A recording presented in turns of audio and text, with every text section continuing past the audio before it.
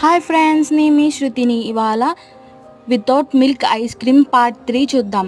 Grind చేసుకున్న మిశ్రమాన్ని మళ్ళీ కంటైనర్లో తీసుకొని దానిపైన పాలిథీన్ కవర్ వేసుకొని కవర్ చేసుకొని దానిపైన మళ్ళీ మూత పెట్టి మీకు కావాల్సిన ఏమన్నా దాని మీద జీడిపప్పు కానీ పిస్తా బాదం లేకపోతే టూటీ ఫ్రూటీ ఏదైనా వేసుకొని కవర్తో కవర్ చేసి మళ్ళీ అది బాగా క్లిక్ చేయండి. క్లిక్ చేసి డీప్లో పెట్టండి. ఒక 5 to 10 అవర్స్ లేకపోతే 10 to 20 అవర్స్ అన్న ఫ్రీజ్లో పెట్టి తర్వాత మళ్ళీ తీసుకొని ఒక గరిట లాంటిది మీకు ఐస్ క్రీమ్ తీసుకున్న స్పూన్ అన్న ఉంటుంది కదా, లేకపోతే దాంతో అన్న తీసుకోండి, లేకపోతే లోతు గరిట ఉంటుంది కదా దాంతోనే నీటిలో ముంచి తీస్తే స్మూత్గా వస్తుందండి.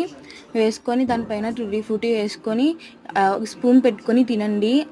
మీ పిల్లలు అయితే చాలా ఇష్టంగా తింటారు. చాలా బాగుంటుంది. మ్యాంగో తిన్నట్టు ఉంటుంది. చాలా రుచిగా ఉంటుంది. Please subscribe my channel and like, share, subscribe.